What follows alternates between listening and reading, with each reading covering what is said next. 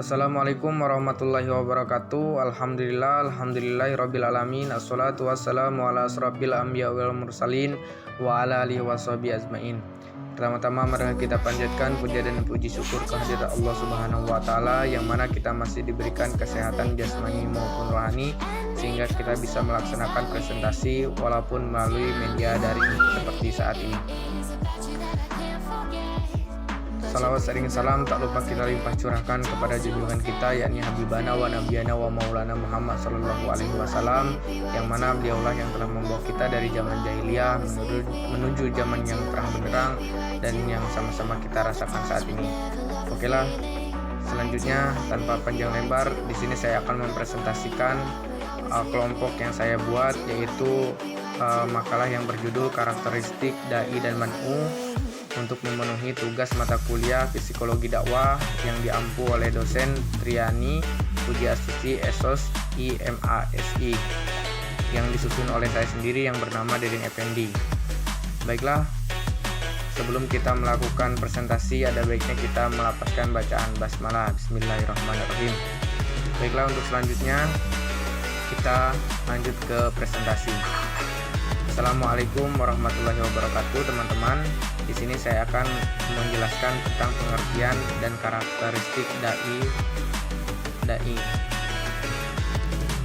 Karakteristik dai, kata dai adalah bentuk fa'il dari lafal da'a yang berarti orang yang berdakwah. Berhasil tidak suatu dakwah Islam sangat bergantung pada kepribadian sang pembawa dakwah Islam itu sendiri. Sangat bergantung pada pribadi sang pembawa dakwah itu sendiri. Oleh sebab itu, seorang dai yang berkepribadian menarik sedikit banyak akan mendukung keberhasilan dakwah yang disampaikan. Seorang dai haruslah memiliki karakteristik baik sifat, sikap maupun kemampuan diri untuk menjadi seorang public figure dan teladan bagi orang-orang yang dia dakwahi. Selanjutnya, sifat-sifat yang harus dimiliki seorang dai. Yang pertama, harus beriman. Seorang dai itu beriman kepada apa yang ia dakwahkan, yaitu beriman kepada Allah, malaikatnya, kitab-kitabnya, rasul-rasulnya, hari akhirat, juga beriman pada ketentuan-ketentuan Allah yang baik maupun yang buruk. Yang kedua, karakteristik atau sifat yang harus dimiliki oleh seorang dai yang kedua bertakwa.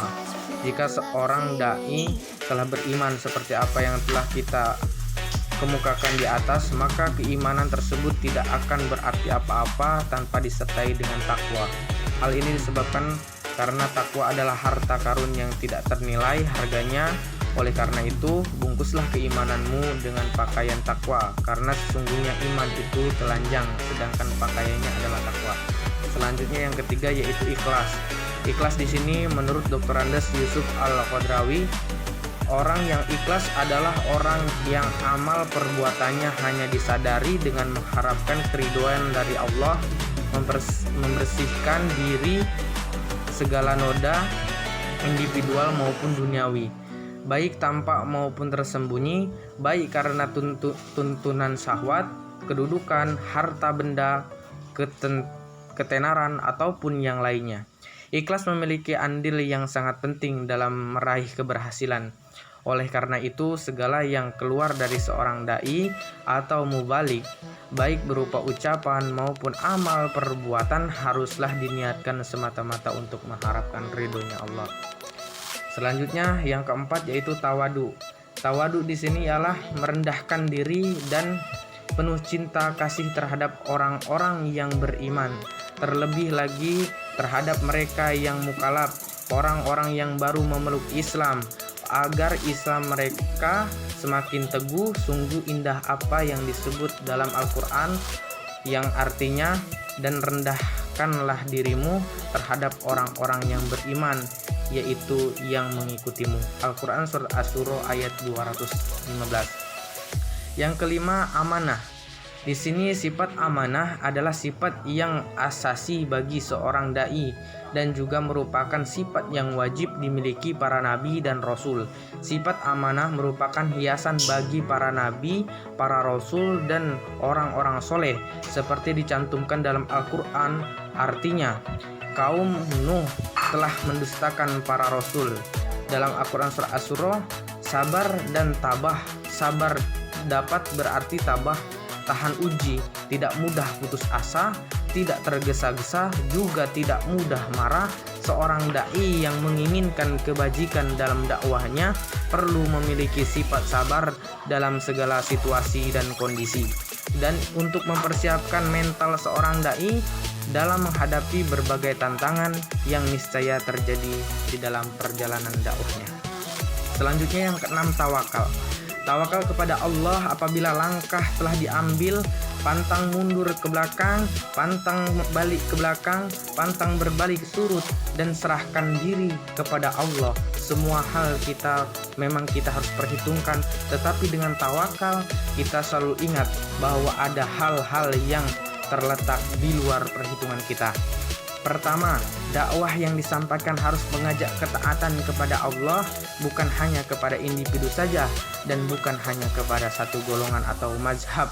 Akan tetapi seorang dai harus benar-benar mengajak umat bertakwa hanya kepada Allah.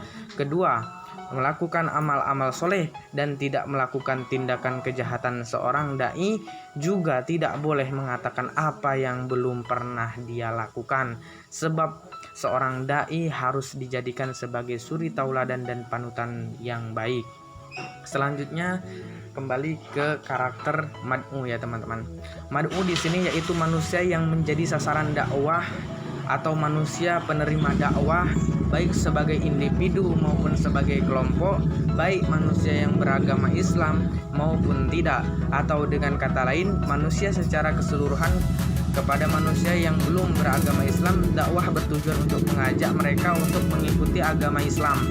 Sedangkan kepada orang-orang yang telah beragama Islam, dakwah bertujuan meningkatkan kualitas iman, Islam, dan ihsan. Secara umum, Al-Quran menjelaskan ada tipe mad'u, yaitu mukmin, kafir, dan munafik. Dari ketiga klasifikasi besar ini, mad'u kemudian dikelompokkan lagi dalam berbagai macam pengelompokan. Misalnya, orang mukmin dibagi menjadi tiga, yaitu zalim, linafsi, muqtasid, dan sabikun bil khairat. Kafir bisa dibagi menjadi kafir zimmi dan kafir harbi. Mad'u atau mitra dakwah terdiri dari berbagai macam golongan manusia. Oleh karena itu, menggolongkan mad'u sama dengan menggolongkan manusia itu sendiri dari aspek profesi, ekonomi, dan seterusnya. Para pakar dakwah sepakat bahwa pelaku dakwah dalam menjalani perhubungan dengan pihak mad'u perlu mempelajari dulu kondisi, cara berpikir atau kondisi mad'u tersebut, sama ada yang bersifat pribadi maupun community. Selanjutnya disimpulkan bahwa karakter mad'u adalah dari berbagai golongan mad'u, dilihat dari aspek profesi, ekonomi, dan seterusnya. Mad'u sekelompok manusia baik individu maupun kelompok, ada muslim maupun non-muslim, atau dalam arti lain manusia secara keseluruhan. Berbeda mad'u, maka berbeda pula karakter tersebut. Menurut Hamzah Yakub, mad'u dibagi dalam beberapa tingkatan kelompok, antara lain umat yang berpikir kritis tergolong di dalamnya adalah orang-orang yang berpendidikan dan berpengalaman. Orang-orang yang pada level ini hanya dapat dipengaruhi jika pemikirannya mampu mencerna, menerima dengan baik.